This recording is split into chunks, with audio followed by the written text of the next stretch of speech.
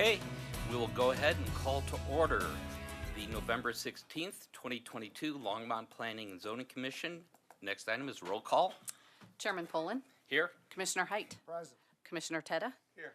Vice Chairman Goldberg. Here. Commissioner Flagg. Here. Commissioner Lukacs. Here. Commissioner Kohler. Here.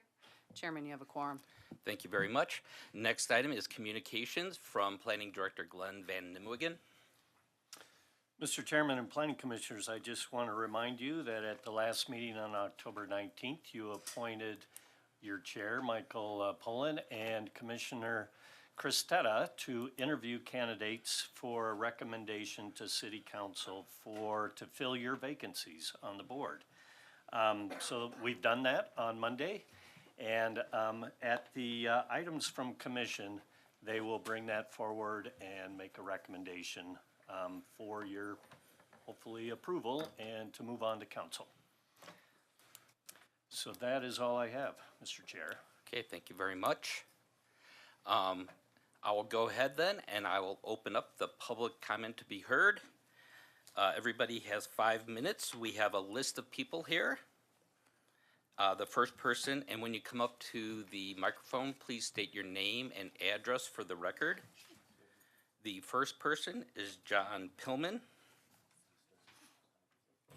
And once again, just as a reminder, this is not for the item that we'll be hearing later on. This is for items that are not on the agenda for today. There we go. Can you hear me okay? Okay. My name is John Pillman. I'm a resident at 1303 Spruce Avenue. Appreciate your time, by the way. I'm here as a representative on behalf of the Bond Farm neighborhood, and we're trying to understand why and how zoning changes occurred between 2016 and 2018 that essentially rezoned the portion of Bond Farm south of Spruce Avenue from a single family to a multifamily mixed use zoning. This has changed a little bit because I've talked to Jennifer through email and in person now, and I'm going to be working with Jennifer on trying to ascertain kind of the process on how that rezoning took place. I have some questions, or we have some questions as well, that I'll work with Jennifer on. But there's something else here I want to read because I think it's important that you all might want to keep in mind as these zonings and rezonings continue to take place. There, in doing a lot of research, there seem to be like 4 guiding principles that zoning experts or zoning specialists kind of say govern the rezoning process, probably not telling you anything you don't know. But one of those is that zone change is consistent with the applicable comprehensive plan for the area. And we have a comprehensive plan, right? And zoning took place as a result of that comprehensive plan. The thing that we find a little bizarre and concerning is that in the Envision Longmont comprehensive plan, it specifically states that to work with the residents to define and preserve desirable characteristics of neighborhoods. And another thing you'll find in there is that ensure that infill development and redevelopment is designed to be sensitive to and compatible with the surrounding neighborhoods. We believe, and there are quite a few of us represented here tonight even, in the Bond Farm neighborhood, that development proposal is not compatible with the character of the neighborhood, okay? And so, and I think this is concerning because I think there's a lot of other things happening within Longmont in established neighborhoods. In our case, a lot of the homes are 100 years old. So there's some questions that we have as a result of that. I won't go through right now. But there's a second principle, and that is there a demonstrated need for a zoning change?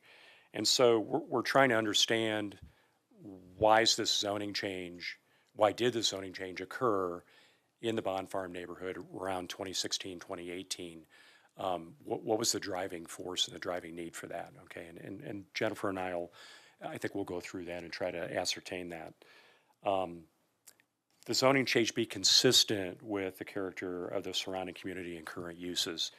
So in our case, right, the developer proposes 70 townhomes on roughly 6 acres, 0.85 acres is a park, so it's 6 acres minus 0.85. It comes out to a density of about 13.5 units per acre. We're going to ascertain what the current density is in that area, but there's a lot of us that feel like the current density is way below that. And the other concern is that it's a 3-story development, and the homes in that area directly surrounding it are single-family, one-story units. There are a couple of two-stories. There's no three-story units in Bond Farm that we're aware of. And then the last one I'll bring up, and then I'll stop, is that the zoning change is consistent with the order to the development of public services. So again, we have a concern because the streets were built, in many cases, many decades ago. There's already traffic issues on the feeder streets to Spruce. You may have heard this from other discussions. There's Sherman, there's Grant, there's Francis. You know, they're all very narrow streets. And right now, the way this development's currently proposed, the only way that anybody can exit this development is onto Spruce Avenue. And then once they're on Spruce Avenue, it's kind of game on. So we have concerns about that as well. So again, I'll work with Jennifer, but I think it's important that you guys know that what our concerns are, and I really appreciate your time. Thank you. Thank you, Mr. Plumman. Next person on the list is Jerry Walther.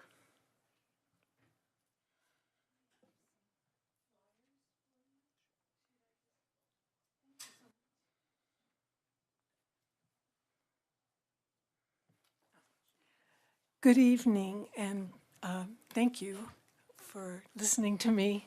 My name is Jerry Walther, and I live at 1305 Spruce Avenue, just down the street from the proposed Bond Farm development. Our group, the Bond Farm Neighbors, has been meeting regularly since late August, when we all received the notification from the city of an online meeting about the proposed development of the Bond Farm property.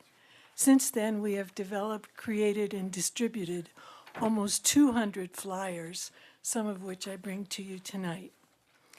On behalf of our group, there are several of us who have made a concerted effort to contact all our neighbors from Sunset to Bowen and from 3rd to 1st Avenues by knocking on doors, speaking to them, and leaving our flyers. I personally have spoken with over 50 residents of Bond Farm, and they almost unanimously feel the development proposed is too large and is incompatible with our neighborhood. People are concerned that inserting a development of this size onto the Bond Farm property will seriously degrade the quality of life in our neighborhood for all its present and future residents. Thank you very much. Well, thank you. Next person is Michelle Bennett.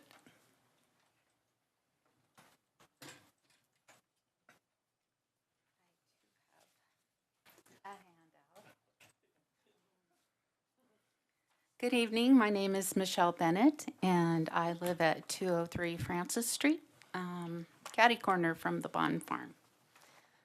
And if you've never been there or down Spruce Street, I would really like to invite all of you to come on down, drive through Spruce Street, so you kind of get the feel of what we're talking about.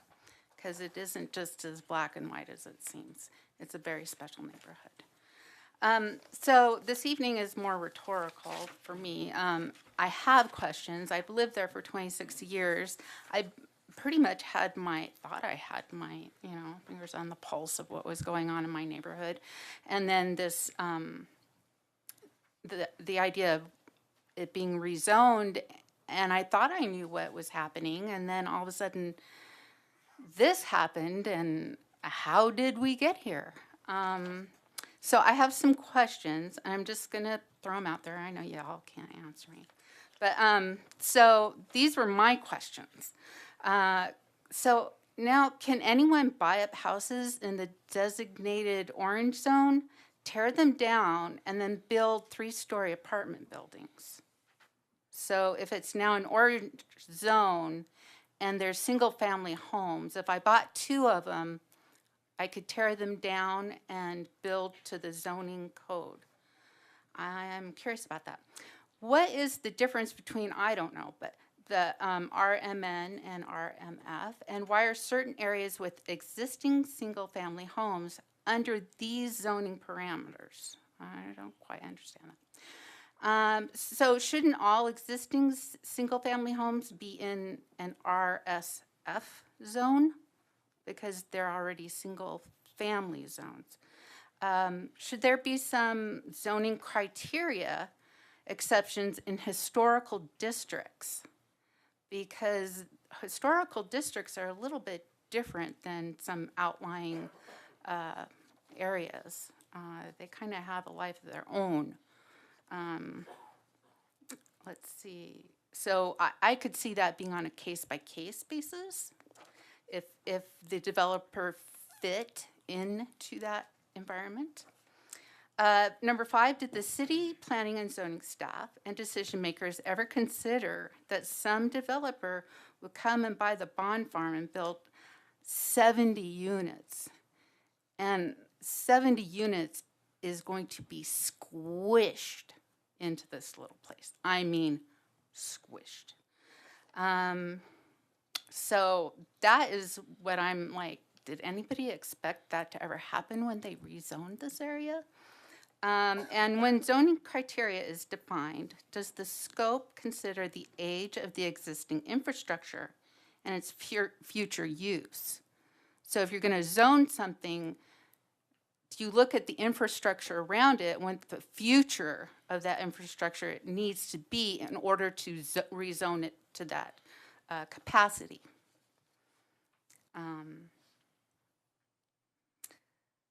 Is the city willing to update all infrastructures to support the future needs of an RMN zone if a developer wants to tear down and rebuild?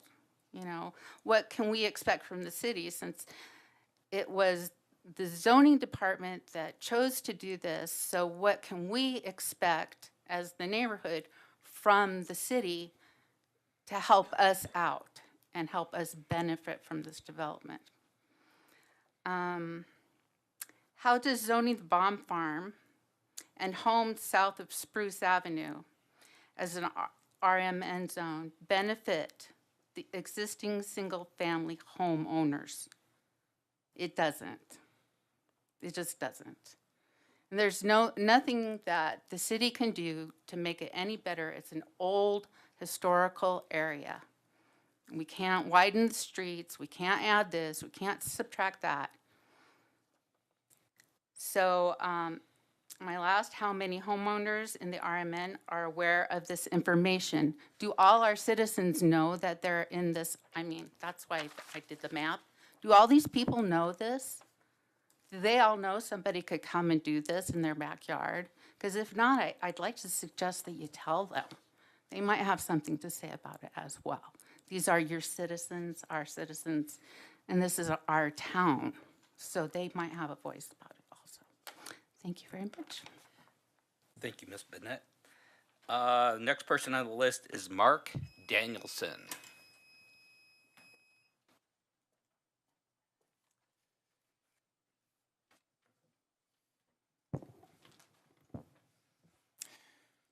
Good evening, Chairman, Commissioners, staff. My name is Mark Danielson. I live with my wife Annie at the corner of Lincoln and Spruce, just one block east of the proposed Bond Farm development. Can you please give us the address for the 251 records? Lincoln Street. Thank you. Yep, sorry about that. I would like to make a plea this evening that you curtail the scope and density of that project to help it better align with Longmont's growth plans expressed in Envision Longmont. Thank you for a few minutes of your time. You will soon be called upon to formally consider the Bond Farm development project at 1313 Spruce. When that happens, you will be required to evaluate a very complex issue, as development proposals so often are. How do you honor the rights of the developer who has invested in this property with the hope of making a profit from it? He can quote chapter and verse from the municipal code that says under the current RMN zoning, he can erect 6 to 18 units per acre, and it's true. How then do you honor the rights of the surrounding community who have invested dearly in their homes and have a right not to have those property values and their cherished lifestyles diminished by the action of others? They can quote chapter and verse from Envision Longmont, our comprehensive development plan that requires planning and zoning to, quote, maintain and enhance the character of established neighborhoods, unquote. Also true. The municipal code is in tension with the city's vision. It's complex. If it weren't, we wouldn't need human beings sitting where you are. Human beings have the unique ability to access wisdom to solve complex tensions, and that is what's needed here. There's no formula, no algorithm, no set of rules that can take the place of human wisdom. My appeal this evening is that as you weigh these opposing desires and rights, that you listen carefully to the wisdom of crowds. You may remember the bestseller by New York Times business author James Surowiecki by that name, in which he argued that in complex situations, there is surprising wisdom in the consensus of the crowd. The crowd in this case, as you've heard and will hear repeatedly in weeks and months to come, finds this current proposal simply crazy. Now, you may be tempted to discount these voices as just the NIMBY rants of cranky neighbors, of course. No one likes change, they're just gonna have to get over it. And maybe that's the case. Or maybe this is the wisdom of crowds. Consider this. If you were here for the previous developer's proposal of a 40-unit mixed-use community, you may remember that it cruised through virtually without public opposition. Now, did anyone in the neighborhood love that proposal? Absolutely not. Anyone you asked had wished the property would remain vacant so we could walk our dogs there and preserve our views of the Flatirons, but we all knew that wasn't realistic. Change happens and we have to adjust. That's life. So when he proposed a development of 40 units, neighbors, almost without exception, shrugged. Things change, that's life. Fast forward to today, when this developer proposes jamming 70 units onto the same property, now the neighborhood is united in active vocal opposition. This isn't change that we have to adjust to. This is crazy. Everyone can sense that the surrounding streets, engineered decades or 100 years ago, were not designed to carry that load. Everyone can sense that the surrounding historic neighborhood of single and two-family homes is clearly the wrong location for condos towering 3 stories high with rooftop decks. That's not change, that's crazy. Everyone can sense it. I appeal to you to hear the wisdom of the crowd, the wisdom of the neighborhood. We're braced for change and will accept it with a shrug, but we're not resigned to accepting crazy, and this is crazy. I appeal to you to honor your charge from Envision Longmont to maintain and enhance the character of the Bond Farm neighborhood by cutting this proposed development in half. Cut the project to 35 or 40 units, proving again the wisdom of crowds. I think you'll watch the opposition melt away. Thank you for your attention. Thank you, Mr. Danielson. Next person on the list, and I hope I get the name right, John Laron.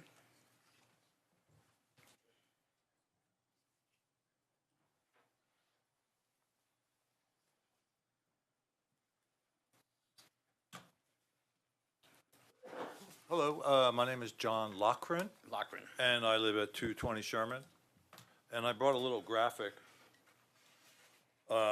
this evening to share with you, and I don't, people from in the back won't be able to see it, but some of them may have seen it. And I don't know if you can see it, but I live over here on Sherman. The previous development proposal that people had talked about, the entrances were kind of offset. So as you look at Grant right down here, there's a little jog so that people have to make a couple of turns going in and out of here. On Sherman, as currently proposed under the new development, it's a straight shot, right? So that really, my idea is that most of this traffic on this north side, so people coming from Hover are gonna come down here, down the Sherman, one turn and they're in, right? Same with people coming from I-25 or from north on Main, right? They're gonna come down Third, just like water under the door, right? The least resistance, just go down Sherman, it's one turn, right? They're not really gonna come down and make a turn here and then make a double turn. Same with coming out. People from coming down Francis, which is pretty problematic right now because it's backed up, but people there will most likely just come straight down Sherman, they got one more turn, right? And same with coming out. So we're gonna have the traffic from Hover on the north side, from Francis, from Longmont High School, from 66, where I typically would go to work, I would come right down there. Also from 25, all feeding mostly on the Sherman. So I don't believe that's a safe thing, because my house has a horse hitching post out front, and a number of the houses on my street do. It's over 120 years old.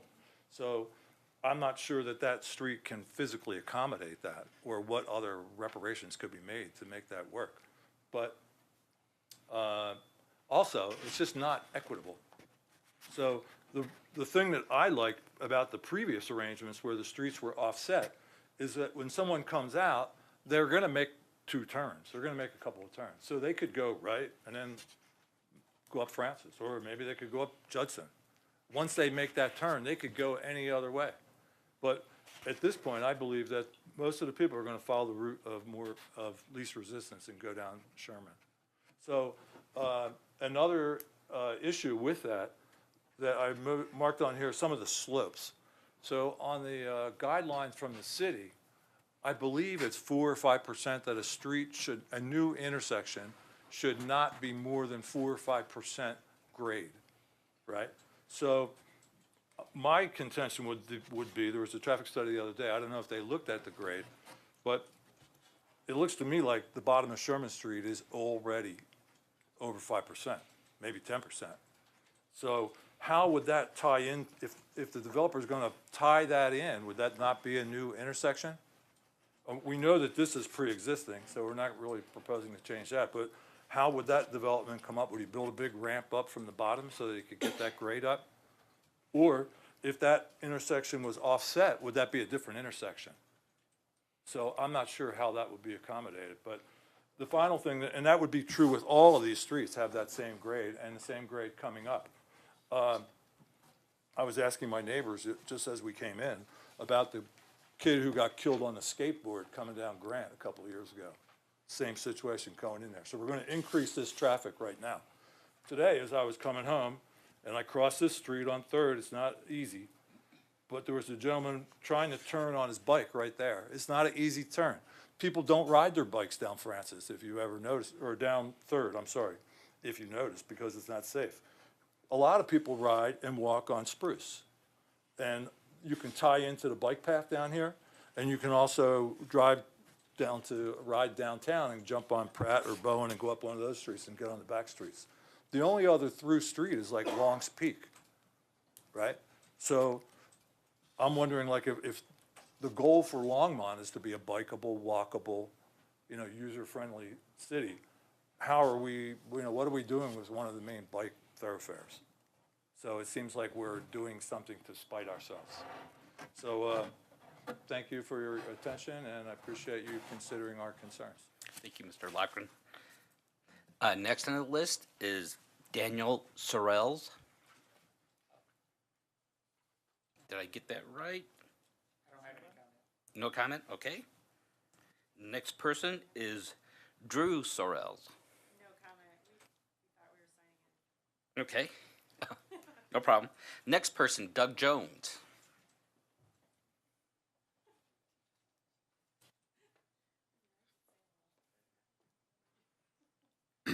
Good evening, Doug Jones at 243 Sherman Street, so just up the hill on John's map over there. I just wanted to echo the rest of the neighbors at the Bond Farm that I'm wondering if a 70-unit development is the right place for such a large development.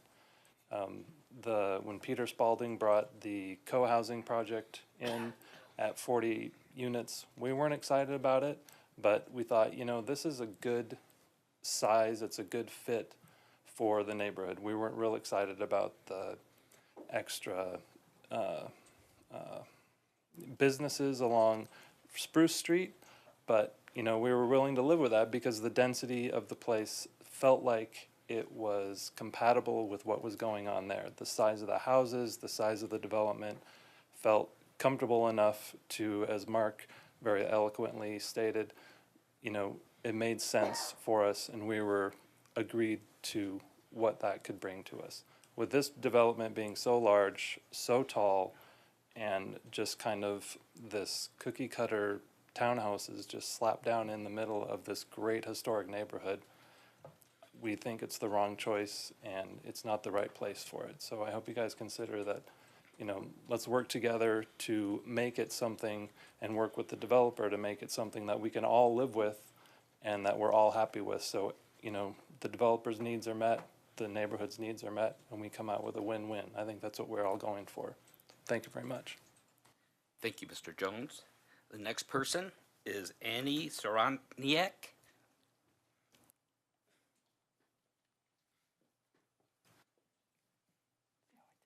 Thank you for bravely trying to pronounce my last name. It is Annie Sorotniak. I live with my husband, Brian Whitehead, at 227 Grant Street.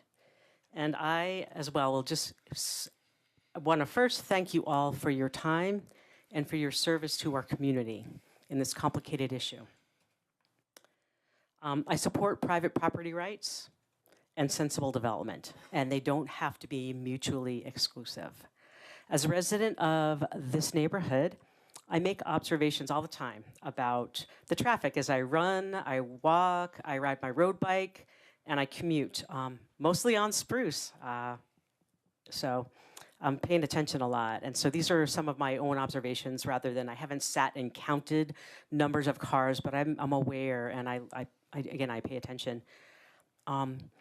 So my point is, while the guidelines for the density approved for the zoning change may allow the 70 units on, I guess it comes out to be 3.85 units per acre, it's my opinion that the proposed plan by 1313 Spruce is not compatible with the surrounding neighborhood. The density that 75 units, if we assume 2 drivers, 2 trips per day minimum, the effect of those vehicles on feeder streets that are narrow, I feel it will not be safe for the children and the seniors in our neighborhood. Also, the egress heading west on Spruce to Sunset would create an extreme bottleneck. And I take that road very often, and it often is very, very tight. So add all that volume, and I believe it will be really challenging. And then the question, who would pick up the externalized cost of the effect of the heavy construction over the years needed to build such a large project on, it would definitely affect Spruce Street, and who's going to pick up that cost? That's kind of a question. And so I ask that, I feel that the development does not maintain and enhance the character of the neighborhood. I request that you please curtail the scope and size of the project. And I was in support of the co-housing development. I had lived in co-housing at Lyons Valley Village for 8 years before I moved to Lyons in 2014. And my husband has been living at Grant Street for 27 years. So we're long-term-ish. I'm long-term-ish, but he's very long-term resident. So I do support development. I don't assume it's going to be just an empty space. But I think maybe we together could work to find something that is a middle ground that will be profitable for the developers, but also safe and sustainable and with integrity and maintaining the quality and the character of our neighborhoods. So I love Longmont and I love my Longmont neighbors. So again, thank you for the time and for being willing to listen to our input. Really appreciate it. Thank you. Thank you, Mr. Rotniak. That is the last of the person who is on the list. We do allow anybody else who would like to come up. You do get 5 minutes if there's anybody else who would like to take this time. Seeing nobody getting up, I will go ahead and close the public comment period. Next item on the agenda is the approval of the minutes for the October 19th, 2022 meeting. Is there any questions, comments? And Vice Chair Goldberg. Yeah, thanks, Chairman. I move to approve the October 19 minutes. We have approval. Commissioner Flagg. I second the motion. Okay, we have a motion and a second. Is there any other discussion, comments? If not, Jane, we are ready for a vote. Commissioner Height? Has to abstain. Commissioner Tetta? Abstain. Vice Chairman Goldberg, Yes. Chairman Poland, Yes. Commissioner Flake, Yes. Commissioner Lukacs, Yes. Commissioner Kohler. Yes. Chairman, that passes 5 approvals and 2 abstentions. Thank you very much. The next item is item 6A, the Sugar Mill Station Preliminary Plat. Presenting is Senior Planner Jennifer Hewitt Apperson. Good evening, members of the commission. For your consideration this evening, I would like to present a proposed preliminary plat for Sugar Mill Station. This particular project is located at the northeast corner of East Ken Pratt Boulevard and North 119th Street, opposite the historic sugar factory. This site is within the Sugar Mill Highway 119 Gateway Focus Area, identified as an area of change in the Envision Longmont Comprehensive Plan. So as an overview of the project, this particular property is just short of 24 acres. It is zone mixed-use employment, and the applicant is proposing approximately 350 units of multifamily housing, plus an additional 3¼ acres of commercial. We are in the preliminary plat stage, so some of these numbers could get fleshed out a little bit more as this project proceeds to the site plan process. Additionally, this is part of the sugar factory planning sub-area that is part of the overall sugar factory steam planning process that has been ongoing within the city of Longmont. So in terms of the area zoning and Envision Longmont comprehensive plan designation, high-density residential, as is proposed here, is permitted as a secondary use in the mixed-use employment district. So the hatched area on this map is all in the mixed-use employment district. There are a number of unincorporated properties still within this area. I've outlined this area in dark blue, and this larger area is designated mixed-use employment in the Envision Longmont Comprehensive Plan. As a general rule, secondary uses are permitted so long as they are less than 50% of the total area of the zone. The subject property, as outlined in the red, is clearly less than 50% of the total mixed-use employment area.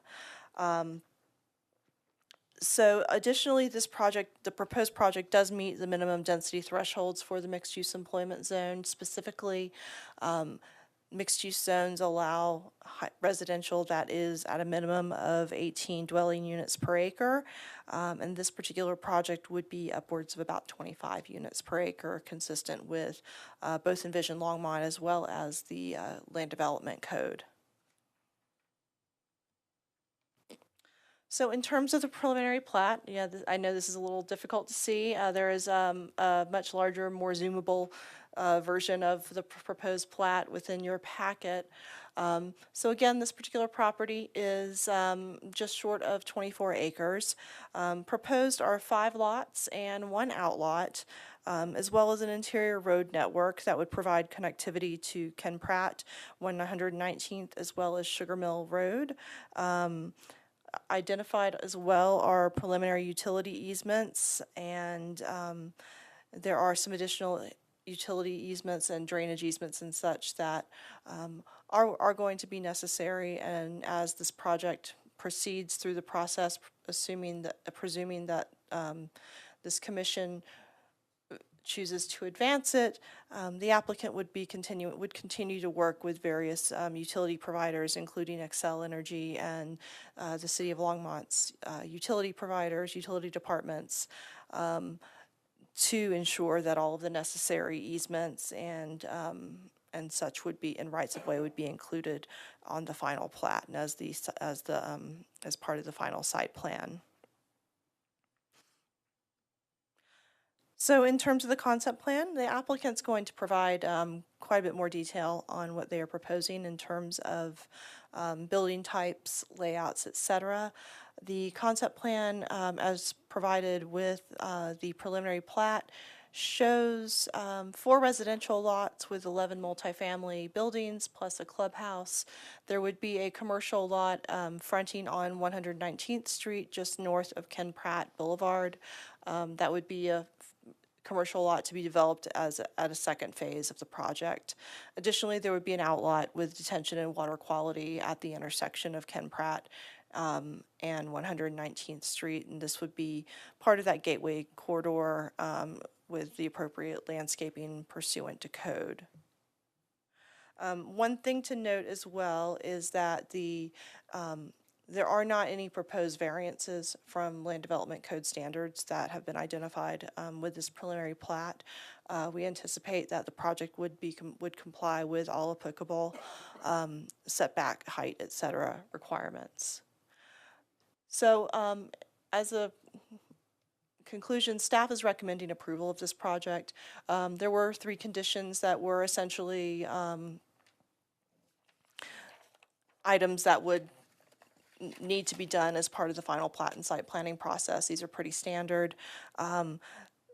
Specifically adding the inclusionary housing comments and ensuring that those requirements are met, and continuing to work with our fire rescue department to ensure that they have the necessary access and easements, et cetera, as well as working with our engineering, natural resources, public works, natural resources team to ensure that appropriate grading, drainage, et cetera, is provided on site.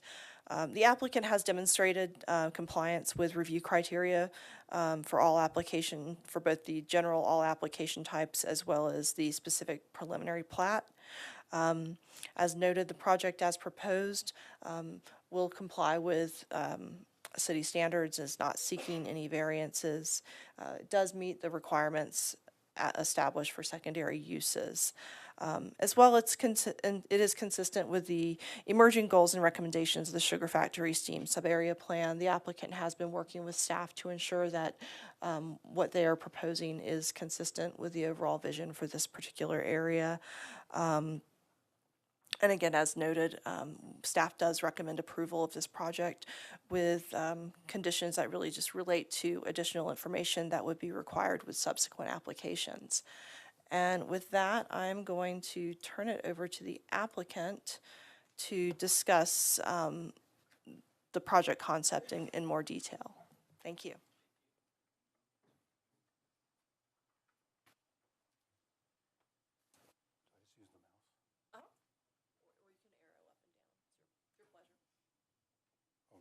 Got it.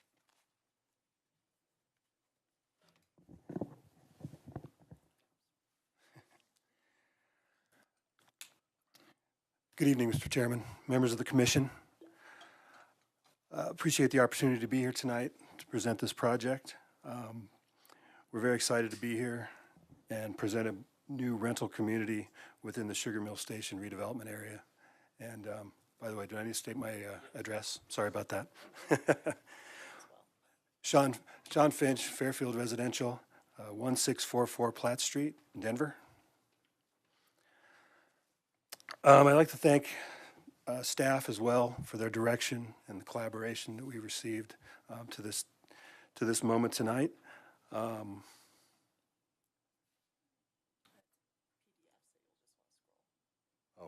got it, I think. Oh, went too far. I did just want to talk a little bit about Fairfield and who we are. We have been around for 36 years doing business in the apartment development business. That's what we do. That's what we focus on. We develop what we call a fully integrated platform where we find the opportunity, we take it through the approval process, through permitting, we construct the community, and then at the back end, we manage it as well. So we're involved from the front end to the actual management of the property. This is our first community in Longmont, but we do have a long history in the Denver and the surrounding communities over many years. I wanted to just point out some maps that were taken from the August 2020 ULI report. It was the technical advisory panel report. And, excuse me, in that report, they identified land use mixes that to achieve a goal of revitalization of the historic sugar mill area.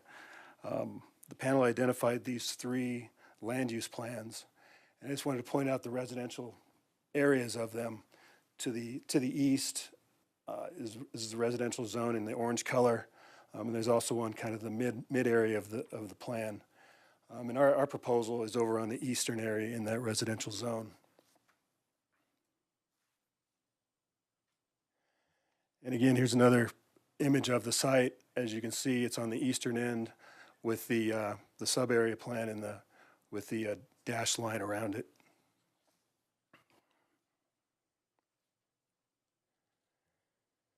Again, as it relates to consistency, we believe that we are consistent with the zoning. We have the zoning map down in the corner of the image, and then just kind of for historical, the site plan shown on the upper corner of the slide.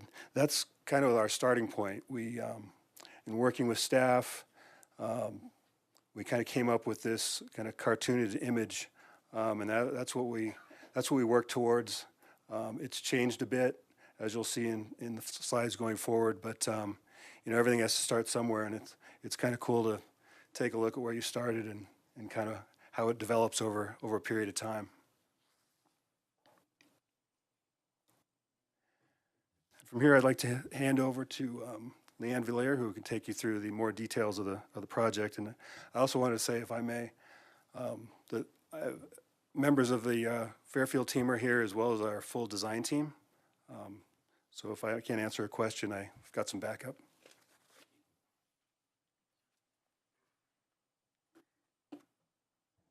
Good evening. I'm going to expand this just a minute. So it's excellent. Okay. Good evening, Leanne Villiers with Norris Design. We're at 1101 Bannock Street in Denver. Thank you very much, Jennifer and commissioners and staff, for your time tonight. We're very excited to discuss this project. And, as Jennifer touched on, the preliminary plat, before you really establishes a gridded network, and this roadway network creates the framework for what will happen for the rest of the community and the rest of the sub-area plan to the east as well as to the west. And it creates utility easements that will really help set the redevelopment of this area in motion. The roadway networks improve the conditions of the existing roadways, provide the access to those adjacent parcels, both to the east and the west, and provide opportunities and infrastructure for additional parcels in the future. So this is our conceptual site plan, which provides the commercial, residential, and recreational land uses. The residential component not only supports the future employment and commercial uses within Sugar Mill area, but also fills a greater need within Longmont. The streets have been designed to accommodate on-street parking, and buildings have been brought closer to the streets to support the desire for a more urban streetscape. This was an important urban design element to help promote the pedestrian connectivity and to hide parking behind the buildings. The multifamily community will include indoor amenities such as fitness, co-working spaces, community rooms, and bike and ski repair shop, while outdoor spaces are anticipated to include pool and spa, outdoor kitchen, fire pit areas, community plazas, and community garden. A 10-foot multi-use bike trail is being provided along the north side of Ken Pratt Boulevard, and this trail will provide a portion of the missing link identified in the Parks and Recreation Trails Master Plan to provide connection to existing trails and recreational amenities. We worked very closely with city staff to locate the required pocket park in a location that would not only serve the residents of this community, but also the greater Sugar Mill area as it continues to develop. This site plan meets all city code, as was mentioned, and we don't anticipate any variances. So the architectural form and materials of the building took direct inspiration from the historic sugar mill. The use of brick and high-quality fiber cement siding highlights the past industrial nature of the site while keeping a pedestrian scale for residential experiences. At the request of city staff, the buildings along Ken Pratt are 4 stories, while the interior buildings drop to 3 stories adjacent to the interior roads to promote that pedestrian urban scale. And all buildings will feature 4-sided architecture.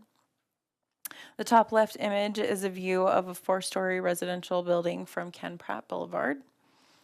Moving to the top right image is the view of the pedestrian scale of the internal gridded roadways. The bottom left image is a view of the front of the clubhouse and leasing center. And lastly, the bottom right image is a view of the clubhouse and leasing center from Ken Pratt Boulevard at Great Harvest Drive entry. So in closing, this project will be the catalyst for the revitalization of Sugar Mill area by providing the residents and infrastructure to attract future opportunities.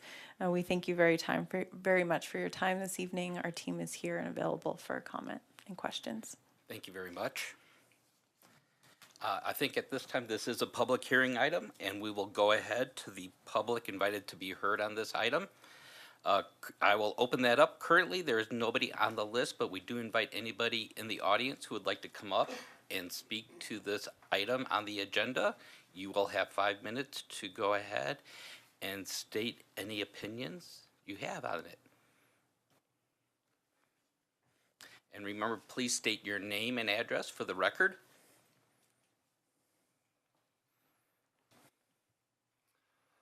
Hello, my name is Michael Baird. I'm Director of Supply Chain with Western Sugar. My address is 12698 Fisher Drive in Englewood, Colorado, down in Denver. I'm here representing the sugar mill. Yes, it is 100 years old. Yes, we know every bit of those 100 years. We feel it within our operations on a day-to-day basis. But we're still operating. And I just wanted to make sure that that's clear to the zoning personnel, to the planning personnel.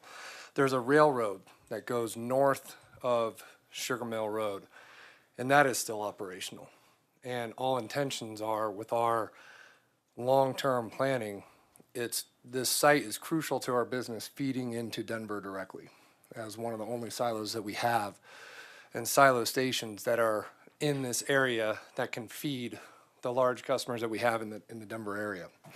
You know, Denver geologically is kind of on an island when it comes to supply chain and how that fits into other areas of the United States. So with the name being Western Sugar and feeding a lot of our customers going west and Denver being a big part of that, Longmont is very much a big part of our plan. So we have no problem with growth. We have no problem with development. We just want to make sure that we are here to say it's still operational. We plan on keeping it operational through all of its old age and grace. And that railroad, we do plan on continuing to operate. So the noise, the operation of a sugar mill, loading trucks, the traffic of big trucks, because there's no packaging out of that place, and there will be no. It's all bulk rail, bulk trucks. So I'm here to represent the company and to make sure that that is known, that it's our intention to keep it to 150 to 200 years old. So it goes with the long-term plan. Thank you. Thank you, Mr. Baird. Anybody else in the public? Yes?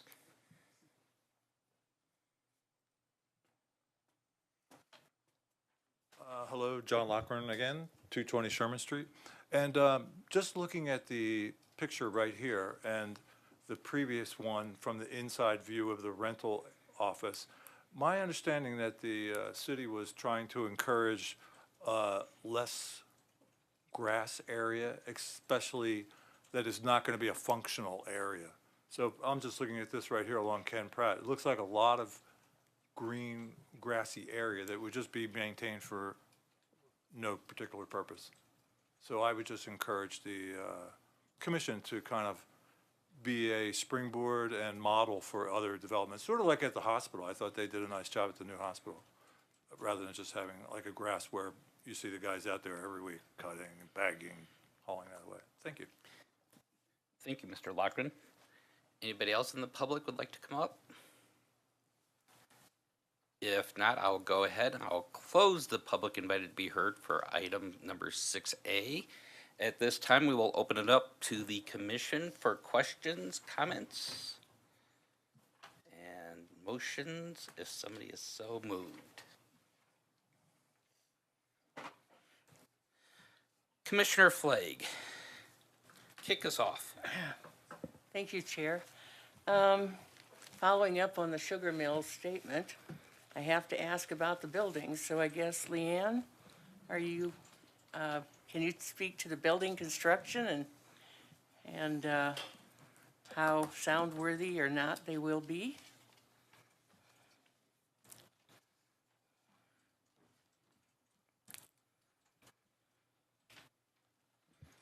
Good evening. Related to sound, we're typically required to do an acoustical study, and that's done, during the daytime hours. So wherever the noise readings kind of land, we will, design the buildings accordingly. So whether that means, the windows maybe have a higher acoustical grade to them, but ultimately we have to insulate to a certain standard, and that's what we do. And your tenants will understand that there is a working railroad adjacent and They will. and the accompanying lighting that is in existence.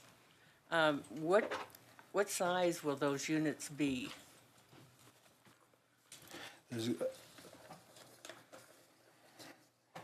We're proposing 1, 2, and 3 bedroom units, and the square footages are roughly 750 square feet on the low side, up to 1,300 square feet on the high end. So the possibility is that you may actually have small families, people with children who are going to rent these units? That could be. And since I don't have a detailed landscaping or grounds plan, I'm wondering if there is provision for some kind of play area or a place where a kid can kick a ball? We have some areas, some green spaces identified on the plan. They haven't been formally, identified as exactly what the activities could be, but things like that we are definitely considering as we look at what our resident profile looks like. And some of these people may own pets. Are you allowing pets? Yes. And so you'll have availability of dog walk areas? We will do a dog walk area, and we typically provide a dog wash station as well. Okay. And then I started thinking about the recycling on site. I know that you have trash facilities, and these people are renting, so they don't have the wherewithal to take anything that's recyclable to the Martin Street facility here in Longmont. And in Longmont, we're making huge pushes for recycling and even composting. Now, I'm not sure I would expect apartments to do composting. However, is it possible that you can work into some of these kinds of things on your grounds so that we can, there's a lot of people here. Right. A lot of trash, a lot of recycling, starting from go as part of their, I don't know how you do it, lease agreement or something that they would be required, or you'd make a facility so that they can do that. I'm concerned that we carry on throughout the city, because one of your statements was something about keeping up with the environmental concerns, and this is one of Longmont's. As we encourage that, and we try and make it easy for the folks to be able to recycle. So in our trash areas throughout the community, we have bins for regular trash and for recycle, and separate pickups for each. Okay, and I'm thinking in terms of everybody ordering from Amazon, will there be provision for large and small cardboard boxes even to be recycled.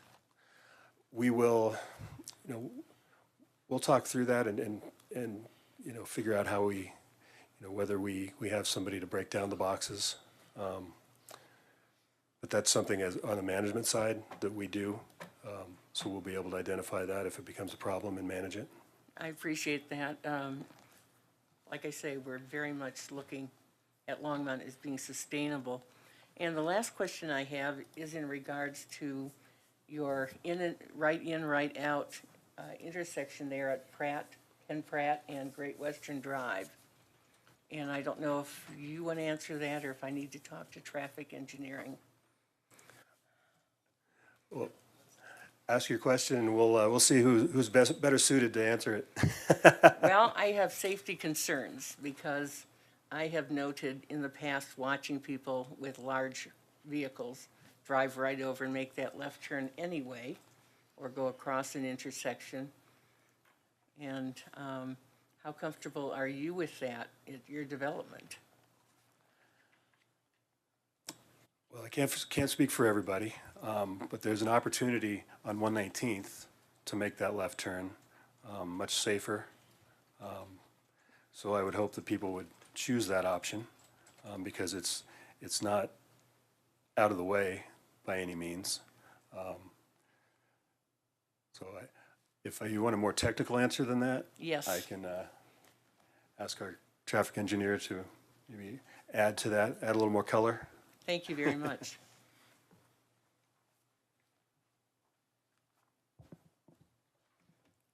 Good evening, Commissioners.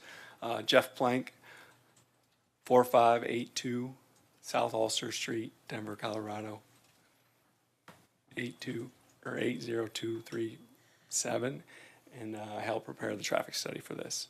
And so this is an existing intersection right here. The project will be tying in with an access on the north leg there with 3/4 movements actually, so you'll have the eastbound left into the project there, and it'll operate from the traffic study reported as level service C, which is an acceptable operations. Movement level service can be acceptable up to level service E. So 2 more categories for the threshold to be acceptable there. Okay. And I guess my next questions are to traffic engineering. All right. Thank you, Jeff. Is there somebody from traffic?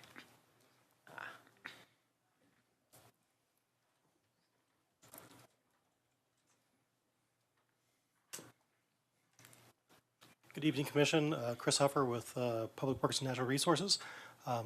Did you have a question? I do, Chris. Looking at this schematic, it's not showing me what I'm trying to find out because I have seen traffic at Great Western come out and turn left onto 119 and go ahead south and west. There's the small roads in that area, I think. My concern is that how will you prevent people from being able to get around, say, an island? Is there an island in the middle of the road there that's going to prevent that? So yes, there is an island currently there that creates that 3/4 movement that was just spoken about for eastbound to turn left or north into this property. So there are islands there in the middle.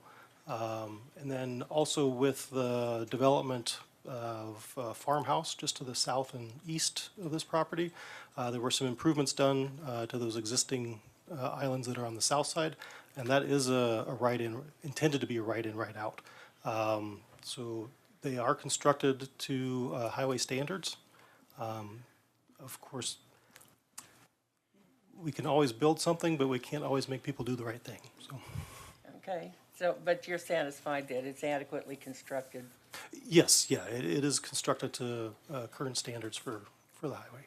Thank you. Yep. I'm done. Thank you. Okay, no problem. Commissioner Teta?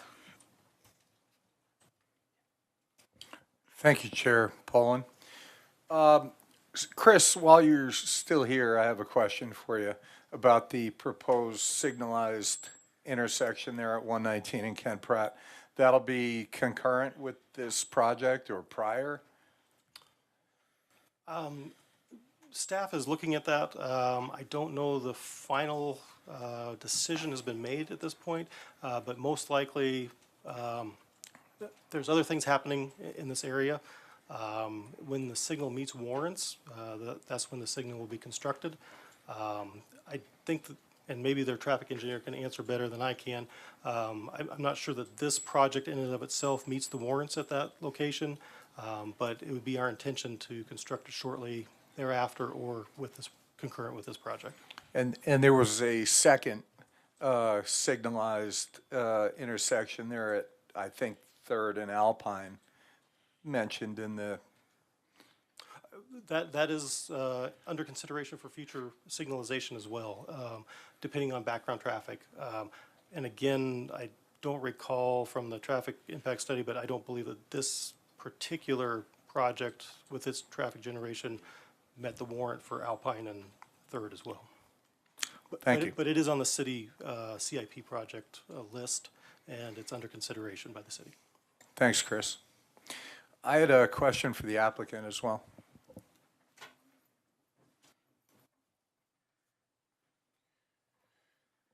The, one of the buildings is going to have live work as part of it. Can you expand on that a little bit? Tell us what it's going to be like. We don't have much of that in this city, so I'm fascinated with that. We don't have a design for the floor plan yet, but effectively what they are is the ground level is can operate as a small business, maybe an office at the ground level, and then the upper area is the living area. And is that a definite component of, I mean, for sure you're going to have that? Yes. Okay. Thank you. That's all I got. Thank you. Commissioner Lukacs? Thank you, Chair. I want to go back to the intersection of Ken Pratt and 119th Street. Again, regarding the signalized intersection. It looks like in your recommendations, you also looked at the MUTCD recommendations and look at the crashes that happened there. So are you recommending a signalized intersection there or not? It just wasn't clear for me. If someone can expand on that.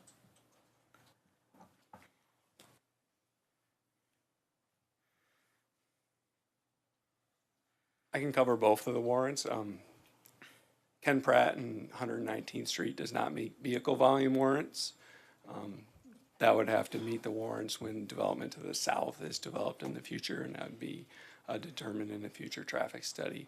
The city did direct us to look at the crash experience warrants. There were 5 crashes in the period of 1 year, so that does meet a candidate for consideration of signal, and so the city is determining that right now.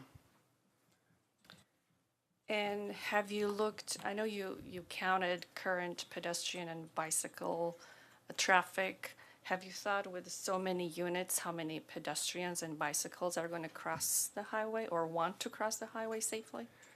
If a signal was implemented in the future, there'd be crosswalks for that, but no, the pedestrian and bicycle crossing was not incorporated in the traffic study, and that's fairly typical for the traffic study.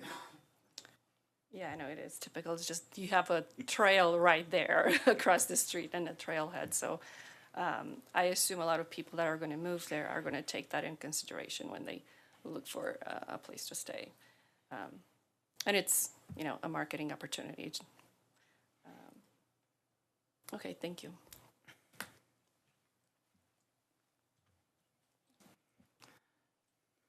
Commissioner Height? Thank you. Mr. Finch, I guess I'll start with you. I have a whole bunch of questions, but I'll go to you first. So Longmont has an awful lot of apartments, at least in my opinion, or in my observations, particularly recently. Just to the south of you, I think, you know, another 400 to 500 units, maybe I'm a little high, another 300 units at least, has gone in just to the south, a little bit east of that, is a major development. On the other side of County Road 1 is another project coming in. You're planning to put in another 350 units of apartments. Why? The number's actually 330. Okay. So it's a little lower. Thanks. We believe there's a demand here. We believe there's a desire for people who want to live here in Longmont. You've got some new businesses along the corridor that are here and more potentially coming. So we think it's a great opportunity to be a part of the community and provide some quality housing. And what about a different mix? As opposed to apartments, some ownership-based multifamily types of products, maybe condominiums, maybe paired homes. Just north behind that country club, there's a mix of housing types going in. Have you thought about that?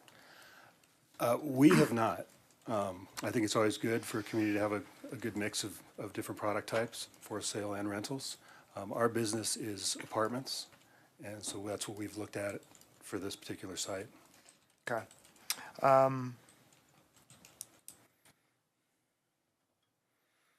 Thanks. I don't know how to press you further on that.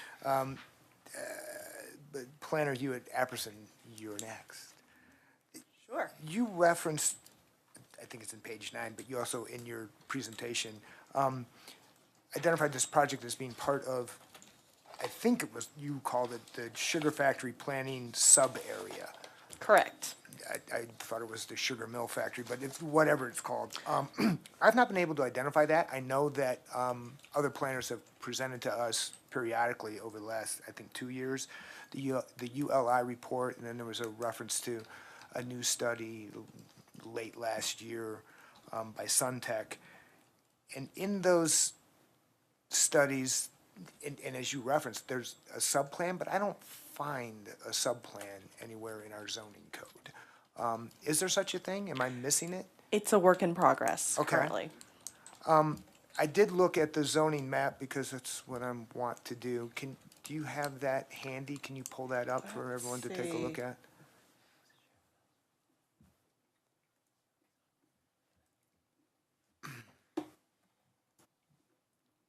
Okay, doesn't want to go right to, there we go.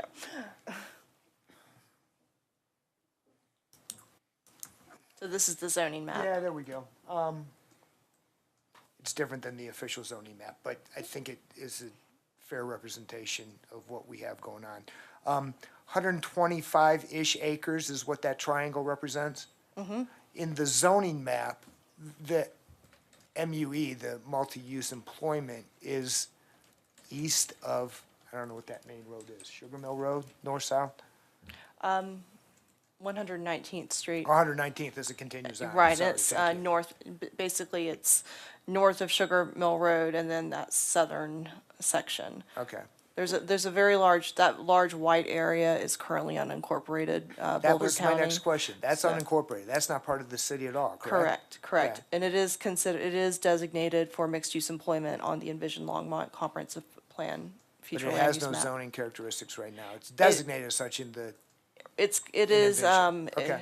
if memory serves me correct, general industrial and unincorporated Boulder County. okay. Because in the sub-area work in progress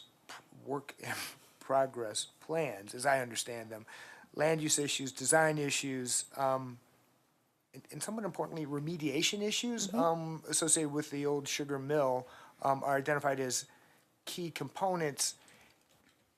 How does this plan, this project, mesh into that work in progress? It seems like it's a big work in progress, and then we have a new concrete plan coming in. Sure. So in terms of the environmental components, there has been a environmental assessment as well as a species and habitat plan prepared as part of this project. It was included with the packet. I saw a phase 2 that said there were no agricultural chemicals, but I didn't see the phase 1. The phase 1 would basically assess whether or not there were uses that warranted going deeper into Okay. a phase 2. I appreciate that for the site-specific project. Sure. But it's next door to an asbestos-laden plant. At least that's what I understood. You know, the county posted it, don't come in asbestos. Asbestos moves, asbestos is friable, asbestos is an air hazard. Is there, Mr. Baird, you might have to come back and answer some questions too. Are there any issues associated with putting in residential in an area that, I don't know if it has or hasn't been remediated for asbestos? To my knowledge, it's not something that, we have to take into consideration the existing property in terms of environmental issues. We can't, aren't able to really consider adjacent properties. The existing, the environmental assessment for this particular property, and I don't know if, I'm going to let the development team speak to that a little better, because they are going to be a little Okay. more competent in that than I am. But what I'm hammering you on, and hammer is a strong word, in the city's review of this sub-area, and its planning, and its, looking at remediation issues, has it thought about how you would start doing residential development in the midst of possibly doing remediation? I mean, is there a thought about that? From the city's perspective? I'm going to defer to Glenn. He's been more involved in that planning process than I have. I adopted that process, actually from Aaron.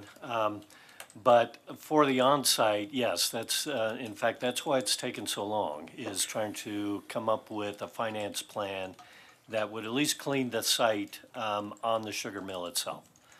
But, so that is a big part of and we call it sugar factory because technically, historically, it's really a factory and not a mill. So we were corrected at some point through the process, but it's a very big part of, we're into kind of the implementation plan, so it's a very big part of the implementation plan. Okay. Mr. Baird, do you have anything more to add regarding the owner's remediation plans, if any, that you can talk about? Nothing that I would have. Thank you. Okay.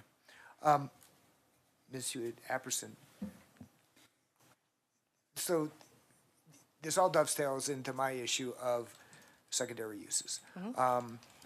Secondary uses, not the primary use. When we look at, and I seem to be in the minority, we look at this as a district-wide type of issue. You've kind of narrowed it to a 125 acre parcel as opposed to the whole district, which when I look at the zoning map, the MUR district runs north to Third and over to darn near Second. Well, not Second, Main almost. But at Weaver Park, Rogers Road, Primrose, the car dealerships, et cetera, back in there as part of MUR and somewhat contiguous to this property. Correct. But if we look at the 125 acre sugar factory sub-area, half of it isn't zoned at all because it's in unincorporated Boulder County, but it's designated for MUR, I guess. Maybe from that. But you identified that this 28 acre parcel, 23 acre parcel represents 19% of the entire 125 acre sugar factory sub-area. And it's all going to be residential. Not all of the sub-area is going to be residential. There's no residential component. So do you foresee a problem? This is a great, I guess, anchor or a start to redevelop that area, adding residential, but I think it limits potential future residential use or MUR potential to only, which is to encourage residential as a secondary use with an employment emphasis. If all of the residential is going to be in this particular parcel, do we limit the opportunities for future owners to do good things in an MUR capacity? Because the residential is taken up by this particular project, which is all residential.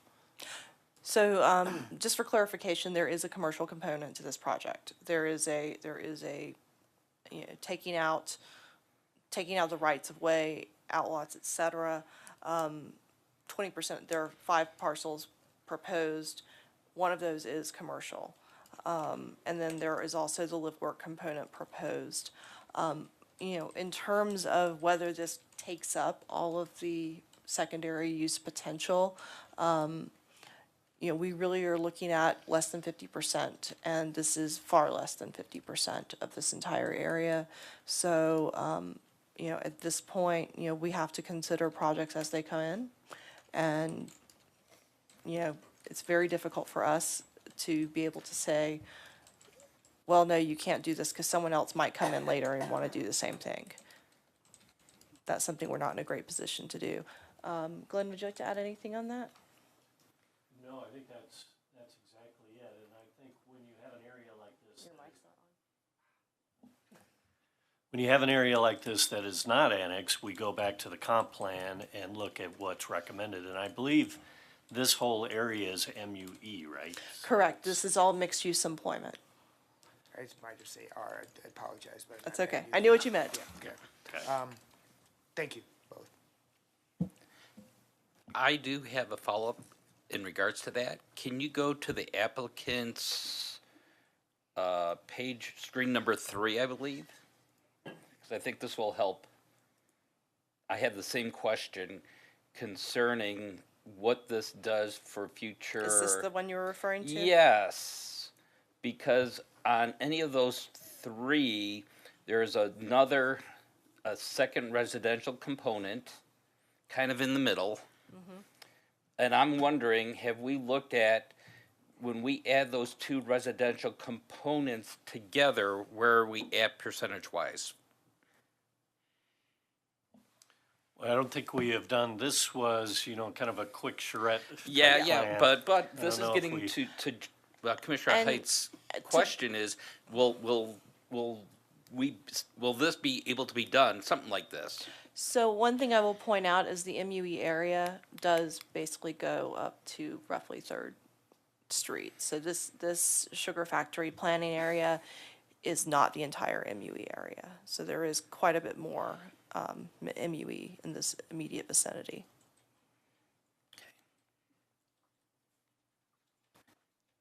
Okay, thank you. Our Vice Chair Goldberg. Thanks, Chairman. Hi.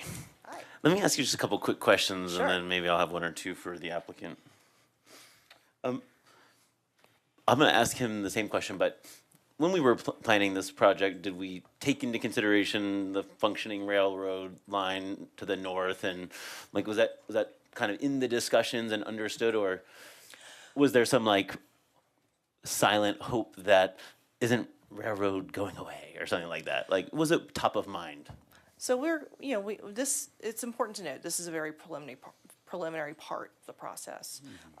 As it moves, assuming if this commission chooses to advance this project forward, any mitigation efforts that would need to be taken or need to be considered, those would be evaluated. As far as the acoustic analysis would be evaluated. We would not assume that any of the existing uses would go away. We do have buffer requirements as well. So we would have to, as this moves forward through the site planning process, we would be looking at those standards, looking at how they would, do their noise mitigation, et cetera. But yeah, no, we aren't assuming that the railroad is just going to go away. Okay, great. So, this is a mixed-use employment area. This is a functioning, some parts of it are currently vacant and not in use, but there are functioning businesses and industrial type uses in this area. And that's something that definitely is a consideration moving forward. Great, thank you. During the applicant's presentation, they talked about the bike path running along 119 as being part of a missing link, I think, to provide connectivity on this side of town. Did your team evaluate that from the perspective of helping connect the bike path on the east side of town? And is it helping connect, and how? So the Development Review Committee does include representatives from Parks and Recreation, Transportation, et cetera. So, those are, issues that weren't, we would be, that is something that's contemplated for sure, and we'd be working with the applicant moving forward to do that. Okay, I think the rest of my questions will be for Mr. Finch.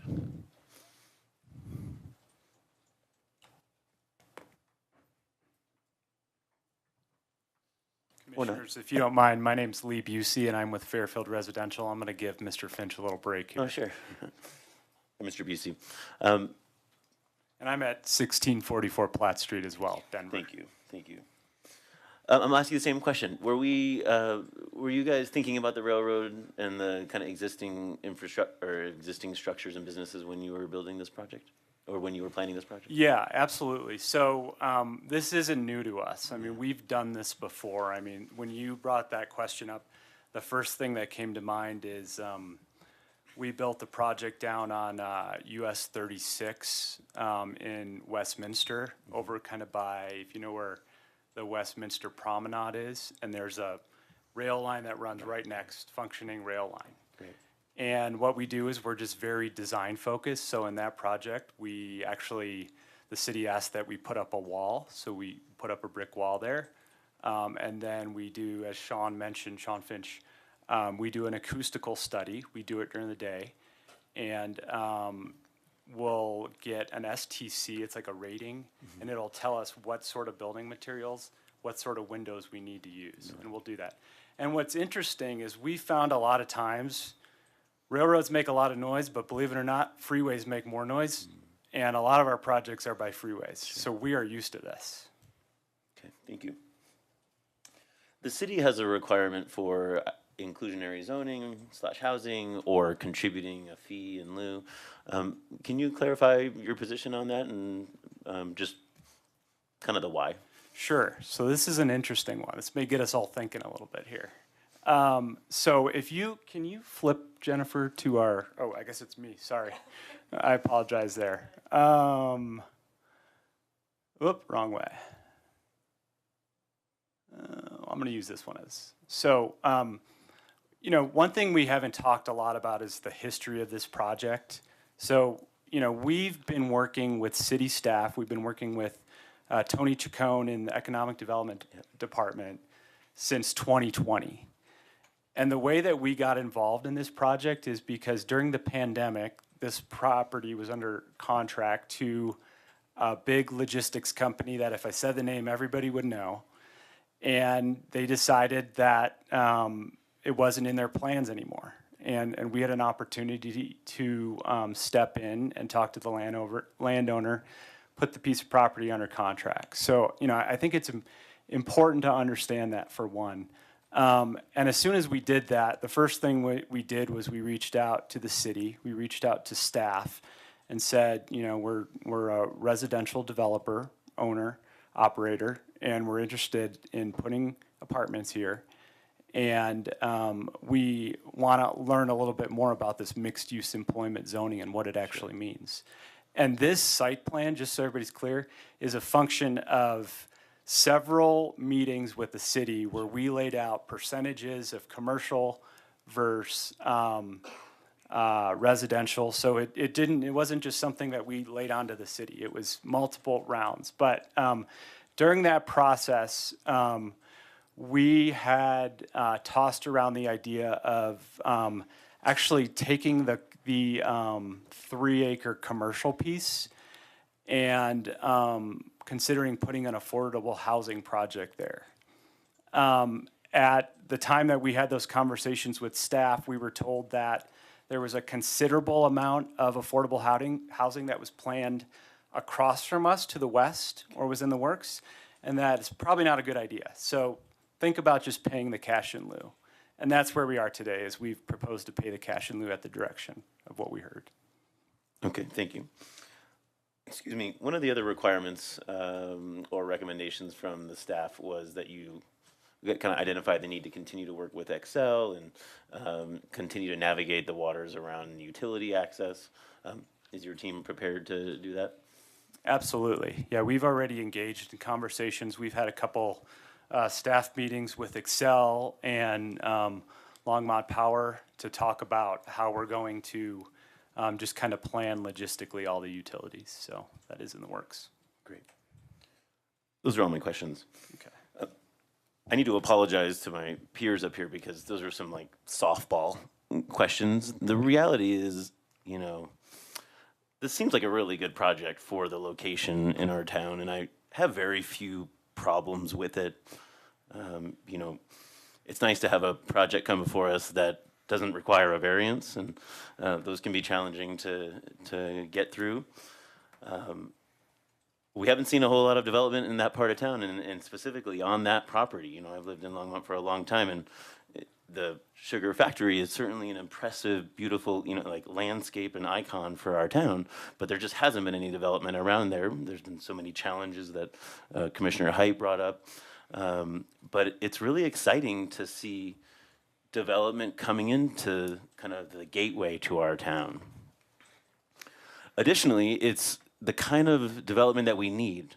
You know, all you got to do is read the paper every few weeks and you'll find out that we don't have enough housing. We don't have enough housing. I can't remember ever seeing something saying that we have too much inventory, right? So yes, we do have a lot of apartments going up and we do have a lot of developments going in, but I think that's what's going to continue to let the folks that work here, live here, and, you know, the folks that want to, you know, our workforce teams, workforce staff will have a place to live, and I think that will continue to make Longmont accessible because those property values are going up and up and up, and it's making it impossible to live here. So I think it's really desirable, and I know that we have to stick to a particular percentage and when it's a secondary use in the, you know, mixed use employment area, it can't exceed X percentage. But I think that calculation is important to have, but without looking at it, without like doing too much math, I go, well, this makes sense. It's what our town needs. It's what we're going to continue to need, and it's in a good side of town. There's the rest of the property to the west where we have other neat opportunities for, you know, whatever the rest of the kind of areas we're calling out, additional residential or commercial or other mixed uses. So in the end, I just don't have too many concerns with it, and I'm largely favorable of it. Maybe a real quick question, when it comes to, in our packet, kind of on the first report, it showed the staff recommendation. It's a little bit of just, when it said our options, it says 1, approve, 2, deny, or 3, approve with conditions. Historically, we have option 1 is to approve, option 2 is to approve with conditions, and then the denial is the third option. When I pulled up our actual resolutions, it reflected that. So I just want to make sure that whatever motion I'm about to make is, you know, received accurately.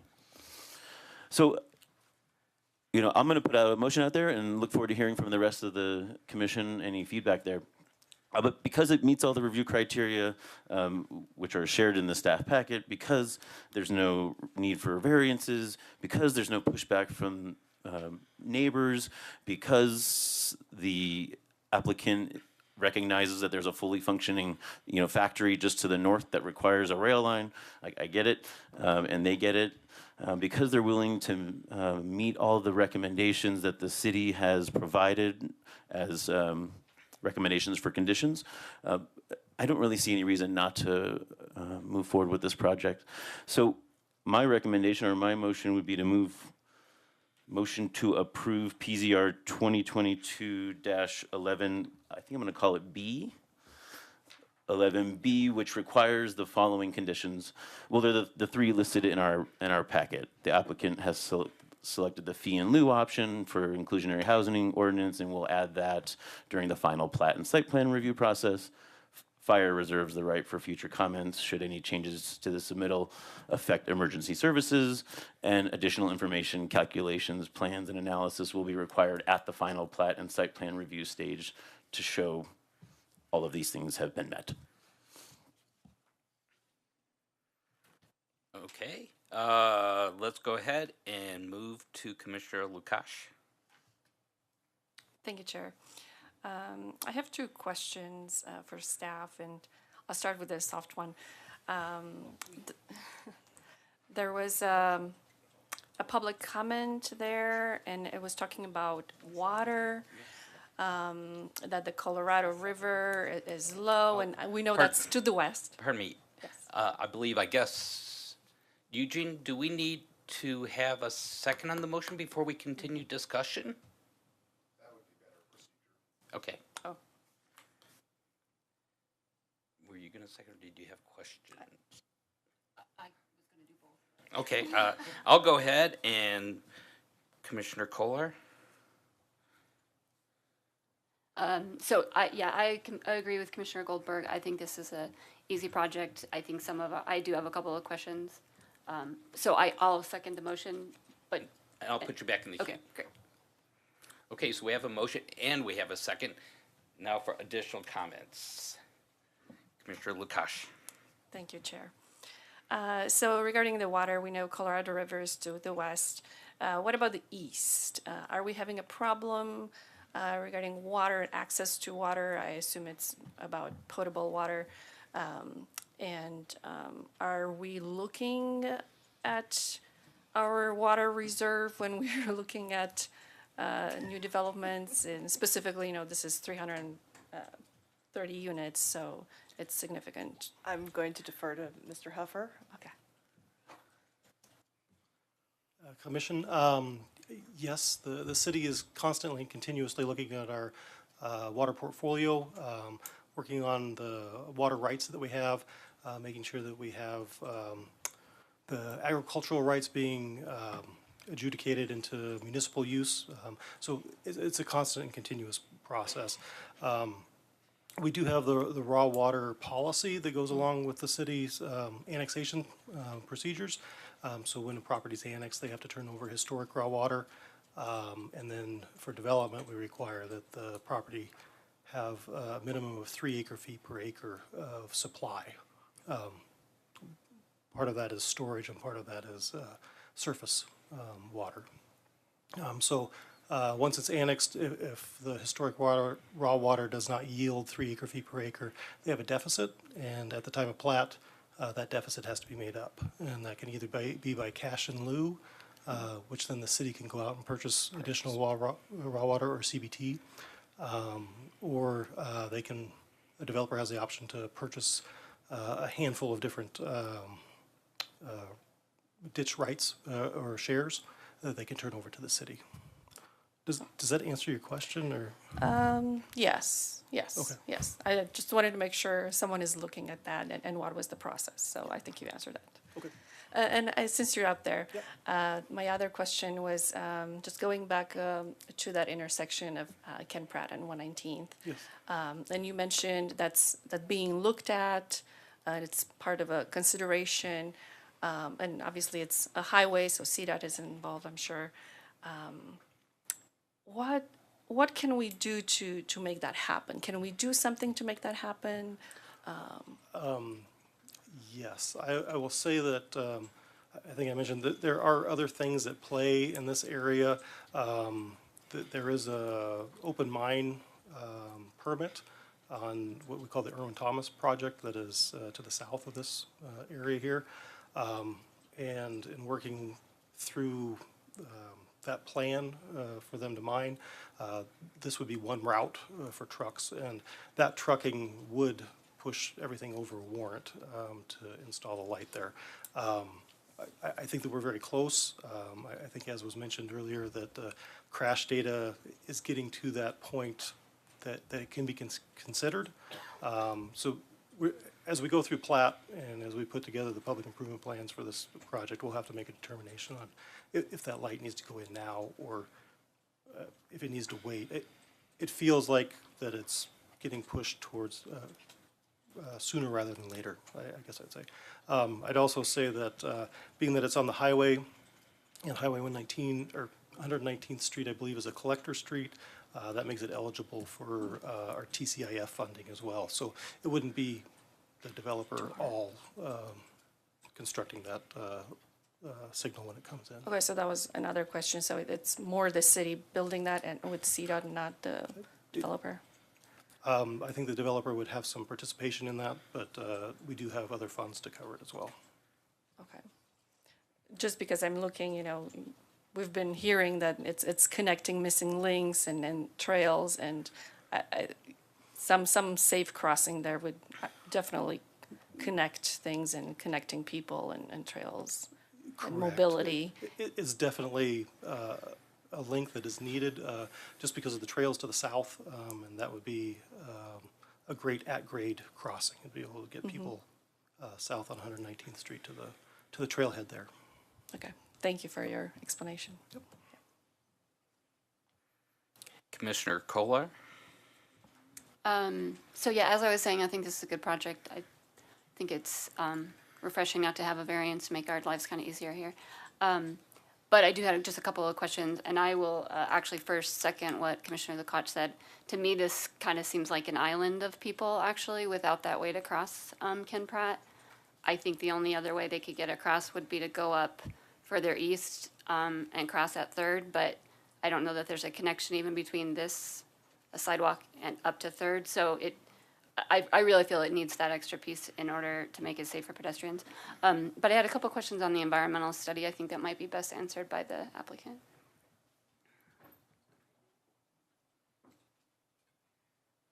Happy to. So I noticed there's an existing red-tailed hawk nest there now, and that your construction might overlap with the nesting period. So I'm just curious, if the hawk were to show up the season prior to or during your construction, what would you do? It seems like a project too big to just postpone on behalf of a hawk. What action would you guys take? Yeah, so we've one of our consultants, CTL, is heavily engaged in that. I don't know if we can go so far at this point in actually saying our schedule and when that overlapping, if it overlaps or not. I don't think we're there yet to say if that's the case. There is a protocol, which you'll have to forgive me, I don't have it memorized, that there's a nesting season. And I know we have to make sure that we go out and do surveys to confirm that there isn't nesting or any red-tailed hawks before we start construction, and we're planning to adhere to that policy. And I guess that's my question. So you go and do the surveys and the nest is there. I mean, are you willing to delay construction? Is that? So we've asked the question. So I think our first step before we go so far is just say we're going to stop construction. I think we were told when we talked to staff, we actually talked with, I'll forget the gentleman, but Zach last week. Thank you for that. And Zach said if a nest were discovered, our next step would be to contact Colorado Fish and Wildlife and have them come and make an observation and a recommendation on what needs to happen. So that would be our next step. Okay. I would just, I guess, personally advocate, because this area is being developed and the birds obviously have less and less places to go, and they, seems like they have nested there for multiple years now. You know, it might be possible that if the nest were to show up, you know, you wouldn't have to cut the tree down necessarily once the construction was built. The bird might come back and then not be impacted at all. Well, and one thing to keep in mind here is the trees that you'll see if you drive by the property, they're actually not on the property. They're on the adjacent property. So I think when it's being evaluated, the evaluation is really whether construction will interfere with them being in proximity to the site. Yeah, that's great. Okay. So.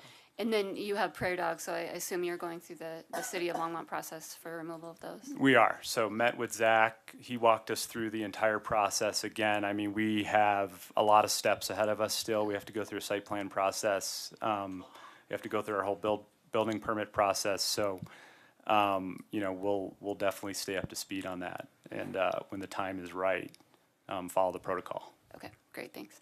And then I had one follow-up question for staff, actually.